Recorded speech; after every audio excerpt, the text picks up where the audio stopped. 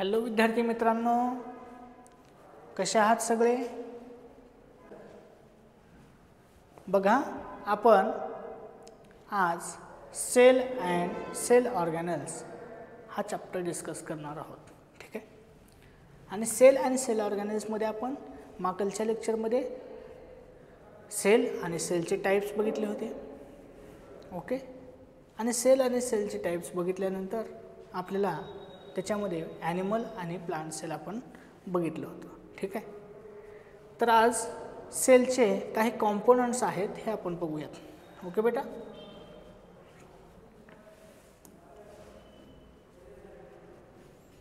पहा लेकरांनो, आपण कॉम्पोनंट्स पाहत असताना सेलमधले वेगवेगळे कॉम्पोनंट्सची स्टडी करणार आहोत. ठीक आहे. तर सर्वांनी लक्ष द्यायचं आहे. बरेच विद्यार्थी जॉईन करायचे राहिलेत, कृपया सांगा त्यांना. बरेच विद्यार्थी जॉईन करायचे राहिलेले आहेत, कृपया त्यांना सांगा सर्वांनी. फटाफट जॉईन करा. ठीक आहे. चला फटाफट जॉईन करा, सर्वांनी जॉईन करा. ठीक आहे. ओके. तर सुरू करूयात आपण आता. ठीक आहे. पहा बेटा, सेल वॉल. सेल वॉल ही कुठे असते रे? सेल वॉल ही कुठे असते? तर सेल वॉल ही प्लाझ्मा मेम्ब्रेनच्या वरच्या भागामध्ये असते. सेल वॉल ही प्राण्यांमध्ये राहते का, ॲनिमल्समध्ये राहते का? नसते राहत. ठीक आहे. आणि सेल वॉल प्लांटमध्येच असते. ओके. तसंच आपल्याला पाहायचं आहे सेल वॉल अजून कशामध्ये राहते. ठीक आहे.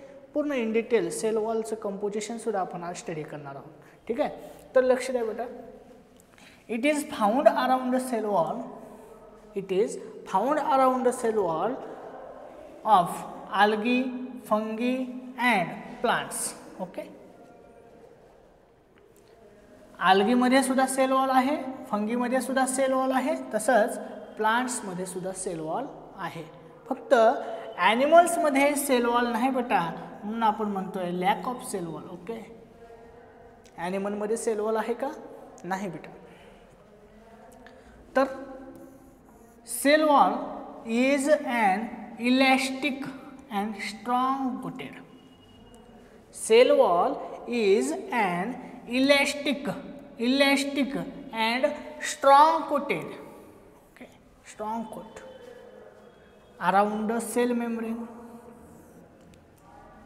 सेल वॉल ही इलॅस्टिक पण आहे, स्ट्रॉंग पण आहे. स्ट्रॉंग सारखं कोट तयार त्याचा झालेला आहे, पण कशाच्या? सेल मेम्ब्रेनच्या. ठीक आहे. सेल मेम्ब्रेनच्या बाहेरचा जो कोट आहे तो सेल वॉलपासून बनलेला आहे. It is mainly composed of carbohydrates like cellulose and pectin. Cell wall it is mainly composed of carbohydrate and cellulose and pectin. Okay. म्हणजे सेल वॉल हा कार्बोहायड्रेट्सपासून बनलेला आहे, जसा की सेल्युलोज आणि पेक्टिनपासून हा तयार झालेला आहे. तसंच afterwards polymers like lignin, suberin, cutin are added to in cell wall. काही पॉलिमर्स सुद्धा आहेत, जसे की लिग्निन, सबेरिन, क्युटिन असे काही पॉलिमर्स सुद्धा सेलमध्ये ॲडेड आहेत, म्हणजे सेलमध्ये प्रेझेंट आहेत. ठीक आहे. तसंच हे कसं प्रेझेंट आहेत? As per need. कसं प्रेझेंट आहेत? As per need.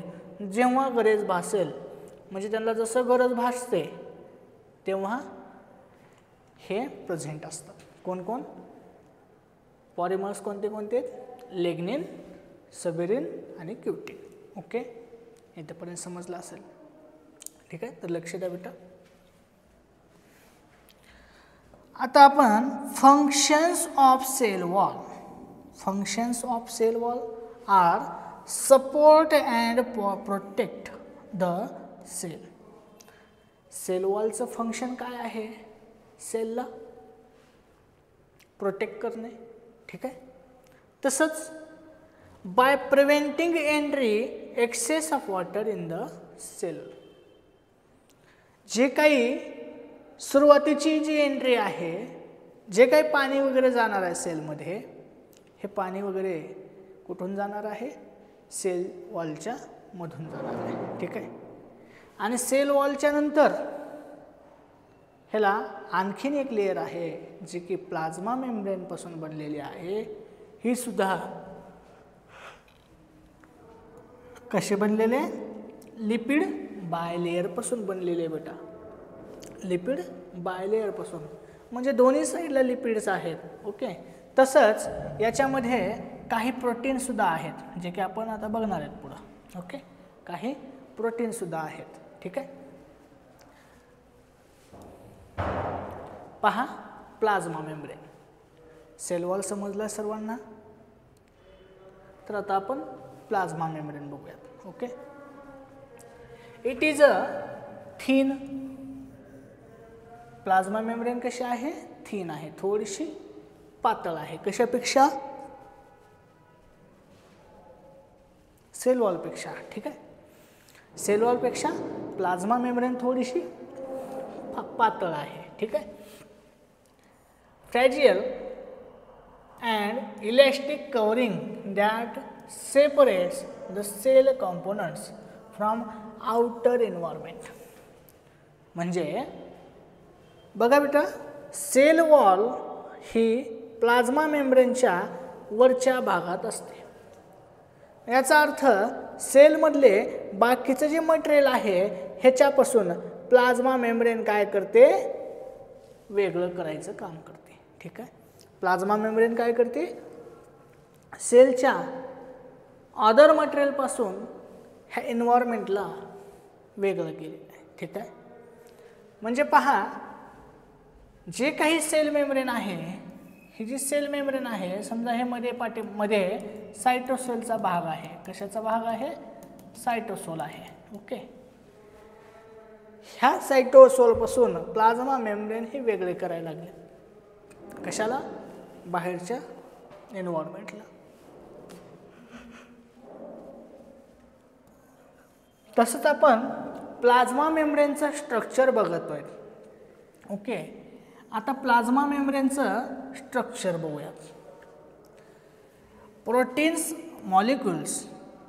Molecules are embedded in 2 layers of phospholipids.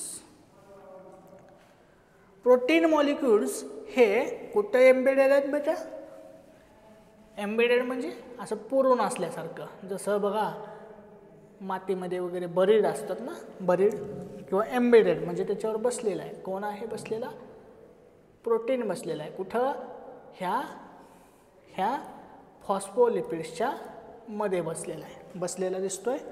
Structure समजतंय तुम्हाला? ठीक आहे, लक्ष द्या, सगळं समजणार आहे बेटा. Okay, plasma membrane is said to be a selectively permeable membrane. Plasma membrane is said to बी.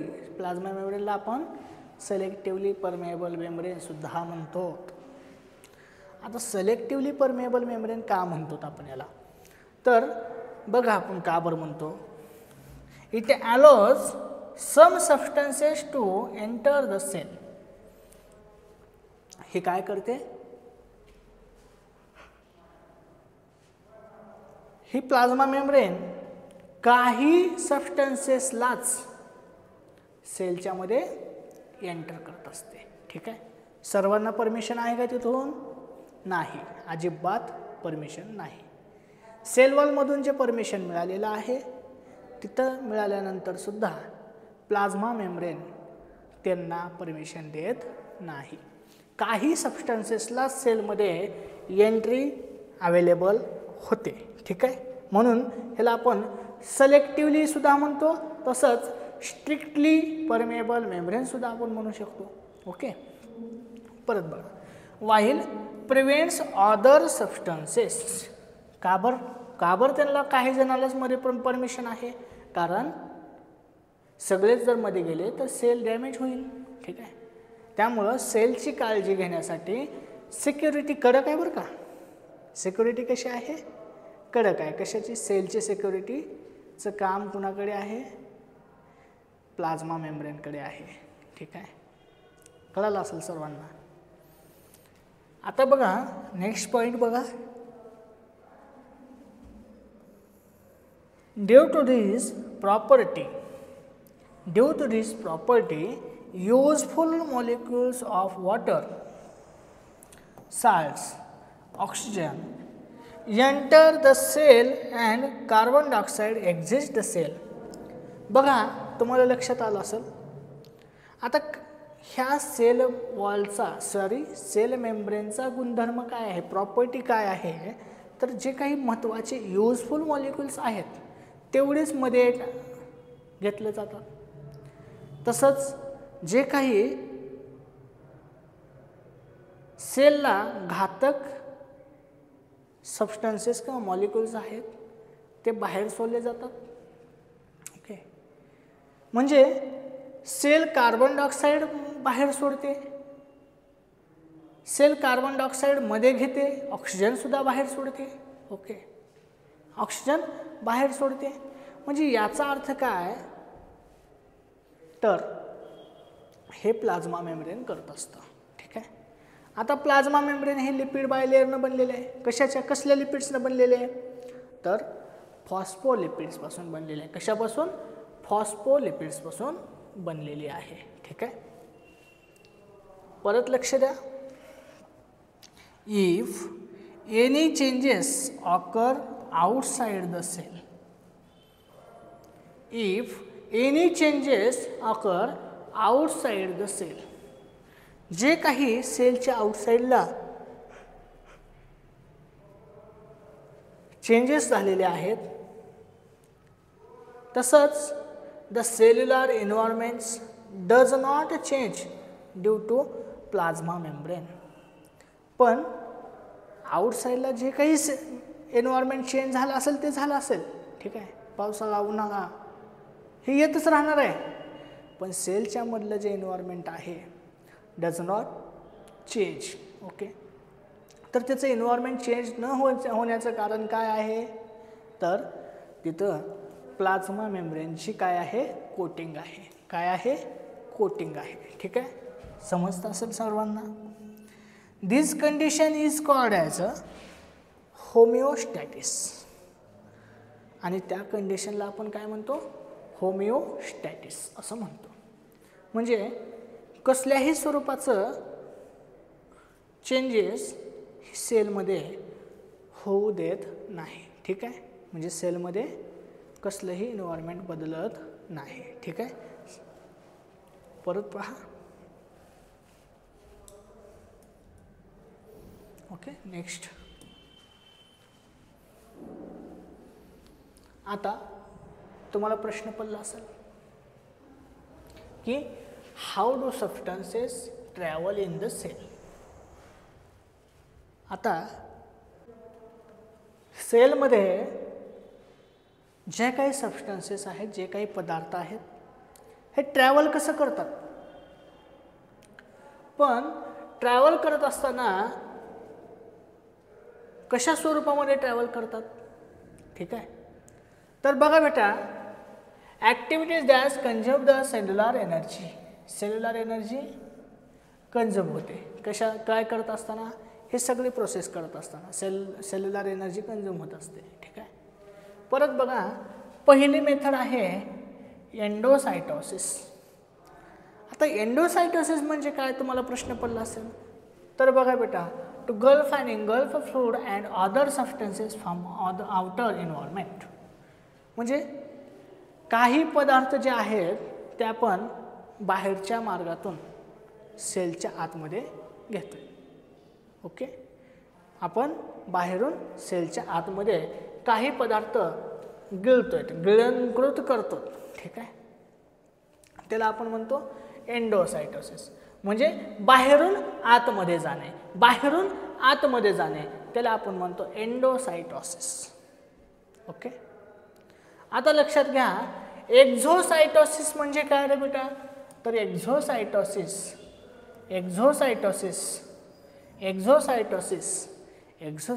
म्हणजे the excrete waste materials out of the sale.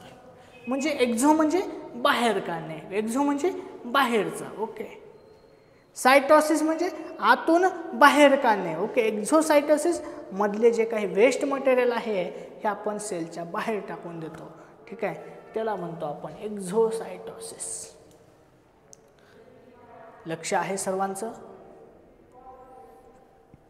समजतं कन्सेप्ट काय आहे ते?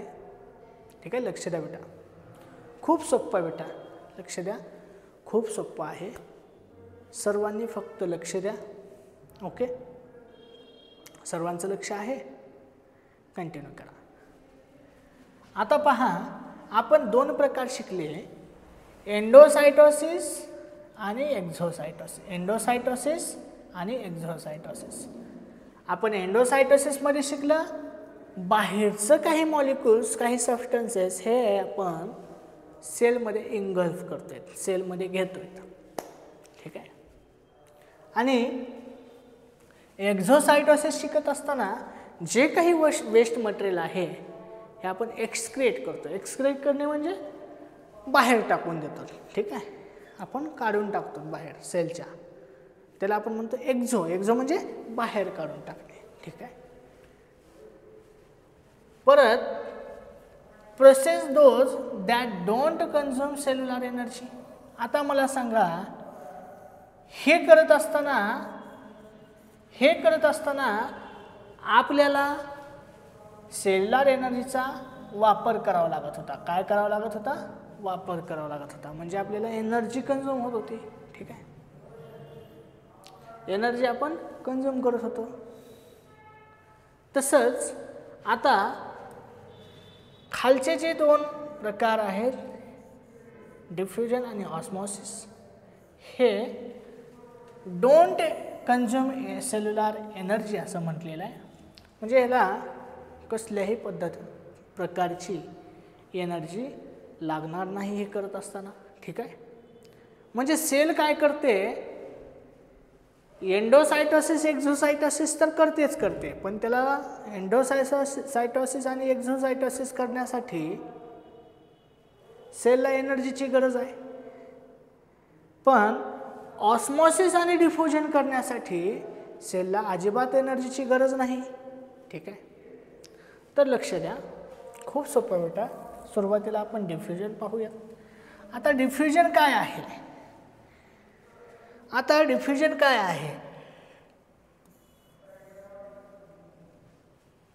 एंट्री और exit of small molecules like oxygen and carbon dioxide.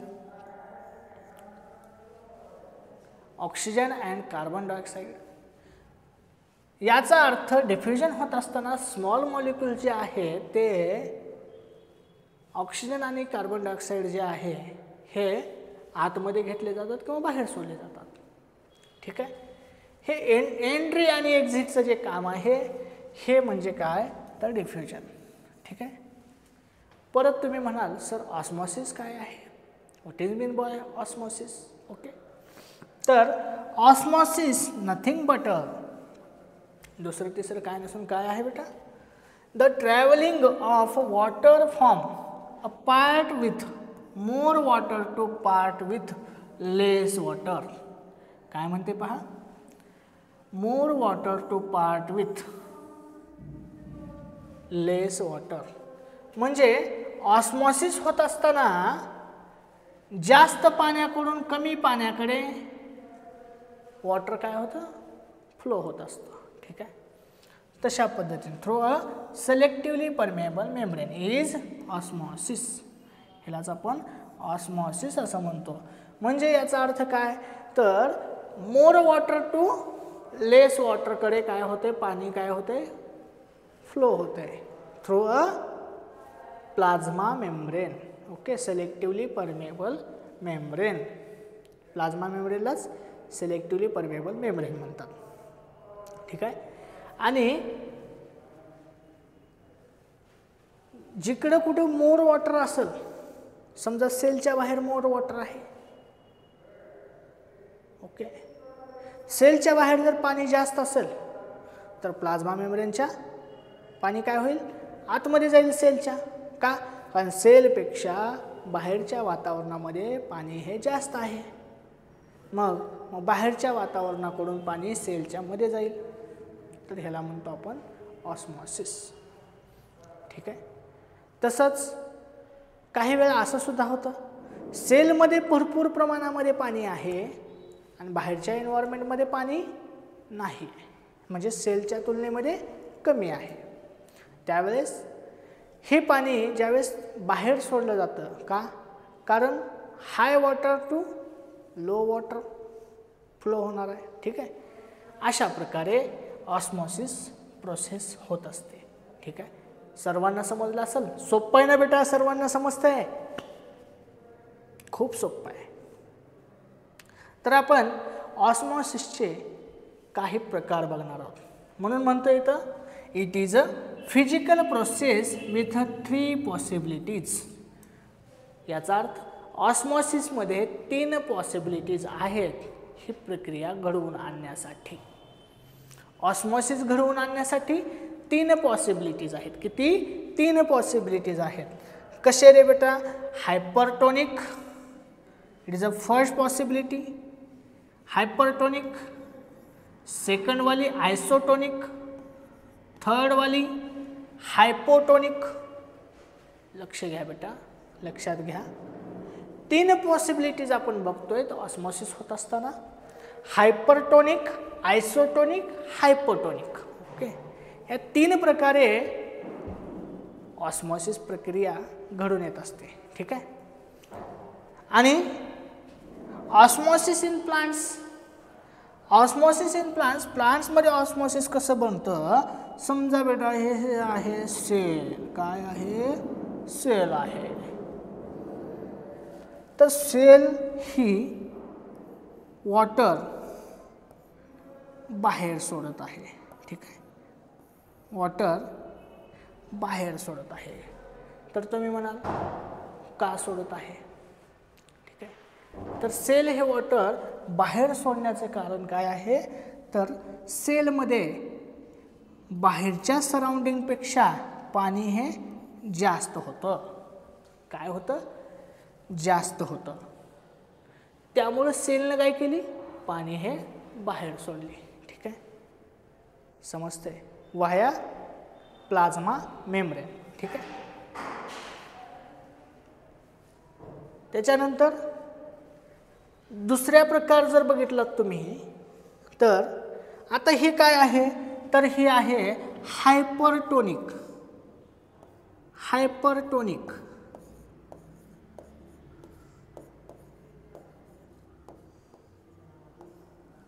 Hypertonic. आता next काय आहे? It is a isotonic. आता याला आयसोटोनिकच का म्हणायचं? 3 पॉसिबिलिटीज शिकतोय आपण. बघा, आयसोटोनिक काय म्हणायचं? कारण ही आहे सेल. ठीक आहे. या सेलमध्ये चांगल्या पद्धतीनं पाणी आहे ना पाणी, H2O. ओके, चांगल्या पद्धतीनं पाणी आहे, म्हणजे गच्च भरलेले आहे थोडक्यात. आणि जेवढं पाणी सेलमध्ये आहे तेवढंच पाणी आउटर एन्व्हायरमेंटमध्ये आहे. ठीक आहे. त्यामुळं हे वॉटर हा काय करतो? जेवढं मध्ये जातो तेवढंच हा वॉटर काय करतोय? बाहेर येतोय. म्हणजे सेलमध्ये वॉटर लेवल कशी असेल? सेलमध्ये वॉटर लेवल कशी असेल? तर कॉन्स्टंट असेल. ओके, आयसोलेट केल्यासारखं असेल. ठीक आहे. म्हणून म्हणतो आपण ह्याला आयसोटोनिक सोल्युशन, आयसोटोनिक प्रोसेस. ठीक आहे. सर्वांना समजलं असेल. आता लास्ट आपण काय बघतोय? हायपोटोनिक. ओके, हायपोटोनिक काय करतो तर हायपोटोनिक ज्यावेळेस बाहेरच्या एन्व्हायरमेंटमध्ये जे काय बाहेरचं एन्व्हायरमेंट आहे याच्यामध्ये सेलपेक्षा खूप जास्त पाणी आहे. काय, सेलपेक्षा खूप जास्त पाणी आहे. त्यामुळं काय होईल, ते पाणी हायर कॉन्सन्ट्रेशन टू लोअर कॉन्सन्ट्रेशनला फ्लो होईल. त्यामुळं ही सेल ही कशी दिसेल, फुल पाण्यानं भरलेली तुम्हाला सेल ही दिसून येईल. ठीक आहे, त्यामुळं सेलचा शेप हा कसा होईल, टर्जिड होईल. काय होईल, टर्जिड होईल. टर्जिड म्हणजे पूर्णपणे असं फुगलेलं असेल. ठीक आहे, तर तुम्ही ऑस्मॉसिसचे 3 प्रकार शिकलेत, फिजिकल प्रॉपर्टी शिकल्या. ओके, फिजिकल प्रोसेस आपण बघितल्या, 3 पॉसिबिलिटी आपल्याला समजल्या सर्वांना. तर ह्या 3 पॉसिबिलिटीज आपण परत एकदा डिस्कस करूया. ठीक आहे, ज्यांना कुणाला समजलं नसेल त्यांनी परत एकदा बघायचं. आता ह्याच 3 पॉसिबिलिटीज आपण परत डिस्कस करणार आहोत. पहा, आयसोटोनिक सोल्युशन तुम्हाला माहित झाले. Isotonic solution like that. Okay, medium of outside and inside the cell has the same proportion of water. Water doesn't go in or out. Okay, in or out. पाणी हे outside solution पासून inside कडे जातंय आणि inside पासून तसंच आउटसाइडला सुद्धा same proportion मध्ये चाललंय. मग हे सेम प्रोपोर्शन जो आहे हा मध्ये जसा जातोय तसंच बाहेर सुद्धा चाललाय, सेम प्रोपोर्शन मध्ये चाललाय. काय चाललंय, वॉटर चाललंय ना. त्याला आपण म्हणतो आयसोटोनिक. बघितलं आपण पहिलं आयसोटोनिक, समजलं इथंपर्यंत. पहा, आयसोटोनिक इथं काय म्हणते, जेवढा H2O मध्ये जातोय तेवढाच H2O सेम प्रोपोर्शन मध्ये बाहेर येतोय, त्याला आपण आयसोटोनिक म्हणतोय. ठीक आहे, परत बघा हायपोटोनिक काय आहे तर hypotonic, the cell has less water than outside medium. सेलमध्ये आउटसाइड मीडियम पेक्षा सेलमध्ये जास्त, सेलमध्ये खूप कमी पाणी आहे बेटा. सेलमध्ये खूप कमी पाणी आहे. Very less water than outside medium. So water enters the cell. मग त्यामुळं काय होईल, बाहेरच्या पेक्षा सेलमध्ये जर पाणी कमी असेल तर बाहेरचं पाणी हे सेलमध्ये जाईल. ठीक आहे, त्याला आपण म्हणतो एंडोऑस्मॉसिस, म्हणजेच हायपोटोनिक. ठीक आहे, एंडोऑस्मॉसिस म्हणजे बाहेरून मध्ये येतोय ना, त्याला आपण एंडोऑस्मॉसिस सुद्धा म्हणतो आणि त्याला हायपोटोनिक सोल्युशन असं म्हणत असतो. ठीक आहे, for example, if raisins are kept in water are sometimes they swell and become turgid. समजा तुम्ही एखादे रेझिन्स वगैरे घेतलेत तुम्ही आणि पाण्यामध्ये टाकलंय, ते काय होईल, त्यानं सगळं पाणी स्वेल करेल, कमी मध्ये शोषून घेईल आणि ते कसं दिसल, टर्जिड झालेलं तुम्हाला दिसून. Okay, as like that it is a hypotonic. Okay, it is a isotonic. आता काय राहिलं रे बेटा, आता फक्त काय राहिलं, हायपरटोनिक राहिलं ना. तर बघ, this cell has more water than outside medium, so water comes out the cell. The cell has more water than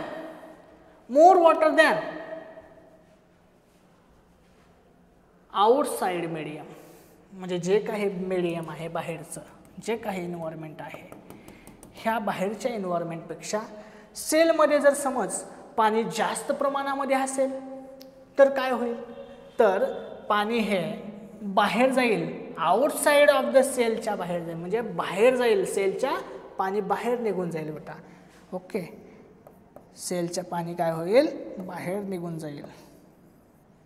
okay, इथंपर्यंत सर्वांना समजलं असेल, समजते ना सर्वांना? ठीक आहे बेटा. तर आपण आज काय काय शिकलो, आपण सुरुवातीचा कॉम्पोनंट्स बघितले सेलचे काय काय आहेत, सेल वॉल पाहिला, प्लाझ्मा मेम्ब्रेन पाहिलं.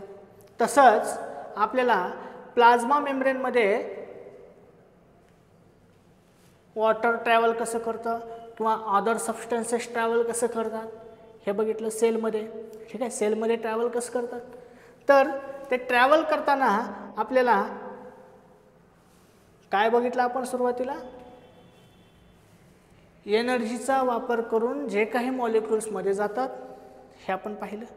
जसं की एंडो ऑस्मॉसिस बघितलं आपण, तसंच एक्झो ऑस्मॉसिस बघितलं, आणि एनर्जीचा वापर न करता काही मॉलिक्युल्समध्ये जाताना आपल्याला बघितलं, जसं की डिफ्युजन आणि ऑस्मॉसिस प्रोसेसनं हे मध्ये जात असतात. ठीक आहे, आता तुम्ही म्हणाल डिफ्युजन काय आहे, तर डिफ्युजन मी तुम्हाला सांगितलं होतं, very small molecules like oxygen आणि कार्बन डायऑक्साईड दे एंट्री और एक्झिट, एंट्री और exit, this is called as a diffusion. Okay, osmosis, osmosis सुद्धा मी तुम्हाला सांगितले, समजलं असेल सर्वांना. त्याचे 3 प्रकार शिकले आपण, 3 पॉसिबिलिटीज पाहिल्या ऑस्मॉसिसच्या. कोणत्या कोणत्या होत्या, हायपरटोनिक, आयसोटोनिक, हायपोटोनिक. ओके, परत आपण हे इन डिटेल आपण शिकलेलं आहोत. उद्या आपल्याला सेलच्या मध्ये आज आपण सेल वॉल आणि प्लाझ्मा मेम्ब्रेन बघितलं, मध्ये सोल्युशन एंटर कसं करतं हे पाहिलं, आणि प्लाझ्मा मेम्ब्रेनच्या अजूनमध्ये काय आहे हे आपण नेक्स्ट लेक्चरमध्ये पाहणार आहोत. ओके, सर्वांना लेक्चर आवडलं असेल तर लाईक करा, सबस्क्राईब करा आणि शेअर करा. ठीक आहे, नमस्कार.